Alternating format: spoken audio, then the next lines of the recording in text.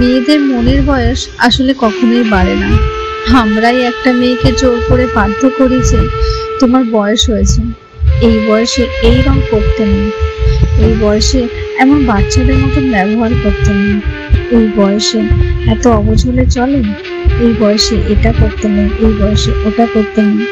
এরকম করতে করতে মেয়েরা যখন নিজেদেরকে গুটিয়ে নেয়, তখন অনেক সময় তার স্বামী নিজেই বলে, তুমি আর আগের মতন নেই।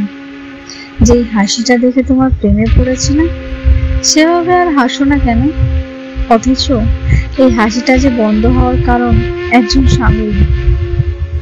একটু যদি এই হাসিটা যত্ন নিতেন, একটু যদি দিন শেষে মাথায় হাত দিয়ে বলতেন অনেক কষ্ট হয় না, একটু যদি হঠাৎ অফিস থেকে এসে বলতেন নিচে নামো তোমার ফুচকা খাওয়াবো, হঠাৎ যদি একটা খোপার কাঁটা কিনে বলতেন এই নাও আজকে এটা তোমার জন্য এনেছি।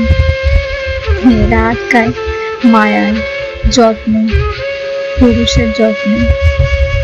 এর পরেও যদি না আটকায়, তখন না হয় বলতেন মেয়েরা খারাপ। আপনারা তো বলতেই চান, কখনো কখনো কোনো কিছু না করলেও বলতে দুবার ভাবেন না। আবার কখনো সমাজের সঙ্গে তাল মিলিয়ে আপনারা বলতে বেশ ভালোই মজা নেন। কখনো বলবেন ওই দেখো বউ ফোন করছে, এখনই ঘরে চলে যাবে, অথচ দিন শেষে বউটাই কিন্তু আপন। তাহলে যত্ন নিতে লজ্জা লাগে কেন? তাকে পূর্বে অধিকার দিতে গেলে মনে হয় মাথায় চড়বে। চড়ুক না মাথায়, বিনিময়ে ঘরটার স্বর্গ তো আপনাকেই ভরিয়ে দেবে। এটা কি কম নয়?